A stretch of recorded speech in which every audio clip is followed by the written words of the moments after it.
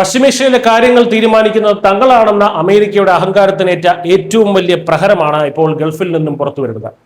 സാക്ഷാൽ ഡൊണാൾഡ് ട്രംപിനെ വെറും കാഴ്ചക്കാരനാക്കി തന്ത്രപ്രധാനമായ ഹോർമൂസ് കടലിടുക്കിന്റെ നിയന്ത്രണം സംബന്ധിച്ച് ഇറാനും ഒമാനും തമ്മിൽ നിർണായക ധാരണയിലെത്തിയിരിക്കുന്നു. ട്രംപിന്റെ ഭീഷണികളെ വകവയ്ക്കാതെ അമേരിക്കയെ ചിത്രത്തിൽ നിന്ന് തന്നെ പൂർണ്ണമായും പുറത്താക്കാനാണ് ഇറാന്റെ ശ്രമം. ലോകത്തിലെ ഏറ്റവും പ്രധാനപ്പെട്ട എണ്ണ വ്യാപാര പാതയാണ് ഹോർമൂസ് കടലിടുക്ക് എന്നറിയാമല്ലോ. കഴിഞ്ഞ ഒരു മാസത്തോളം നീണ്ട സുദീർഘമായിട്ടുള്ള ചർച്ചകൾക്കൊടുവിലാണ് ഇറാന്റെ ഇസ്ലാമിക് റവല്യൂഷണറി ഗാർഡും ഒമാനും തമ്മിൽ ഈ ഒരു ചരിത്രപരമായ ധാരണയിലെത്തിയത്. അമേരിക്കൻ നിർദ്ദേശങ്ങളെ പുല്ലുപോലെ വലിച്ചെറിഞ്ഞാണ് ഒമാൻ ഇറാന് കൈകൊടുത്തിരിക്കുന്നത്. സമാധാന നീക്കങ്ങൾക്ക് എക്കാലത്തും വിലങ്ങുതടിയാകുന്നത് അമേരിക്കയാണെന്ന് ഇറാൻ പരസ്യമായി പ്രഖ്യാപിച്ചു. ഇറാൻ അനുകൂലമായ നിലപാട് ഒമാൻ സ്വീകരിച്ചാൽ ഒമാനിൽ ബോംബിടുമെന്ന് അമേരിക്കൻ പ്രസിഡന്റ് ഡൊണാൾഡ് ട്രംപ് നേരത്തെ ഭീഷണിപ്പെടുത്തിയതാണ്. എന്നാൽ ഇത്തരം വിരട്ടലുകൾക്കൊന്നും ഇനി പശ്ചിമേഷ്യയിൽ യാതൊരു വിലയുമില്ല എന്നാണ് ഇറാൻ പറയുന്നത് പരോക്ഷമായി.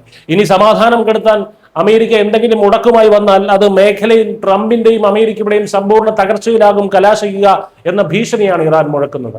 ഈ ധാരണയുടെ ഏറ്റവും വലിയ ഗുണഭോക്താക്കൾ ആരാണെന്ന് ചോദിച്ചാൽ അതിനുള്ള ഉത്തരം നമ്മുടെ ഭാരതം എന്ന് തന്നെയാണ്. ഒമാനും ഇറാനും തമ്മിൽ ധാരണയായതോടെ ഹോർമൂസ് കടലിടുക്ക് വഴിയുള്ള വാണിജ്യ കപ്പലുകളുടെ എണ്ണം കുത്തനെ വർദ്ധിച്ചു. ഇതോടെ വിപണിയിൽ എണ്ണ വില ഒറ്റയടിക്ക് താഴേക്ക് പതിച്ചു.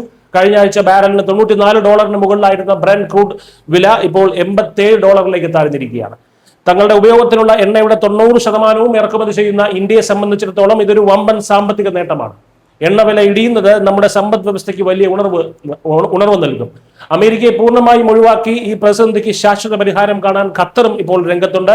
ഇതിന്റെ ഭാഗമായി ഖത്തർ പ്രധാനമന്ത്രി ചർച്ചകൾക്കായി ടെഹ്റാനിൽ എത്തിക്കഴിഞ്ഞു. അതേസമയം നിയമങ്ങൾ ലംഘിച്ച് നടുക്കടലിൽ വെച്ച് ഷിപ്പ് ടു ഷിപ്പ് ചരക്കു നീക്കം നടത്തിയ 45 കപ്പലുകളെ ഇറാൻ കരിമ്പട്ടികയിൽ ഉൾപ്പെടുത്തിയത് അമേരിക്കൻ സഖ്യകക്ഷിക്കുള്ള മുന്നറിയിപ്പ് കൂടിയാണ്. News desk.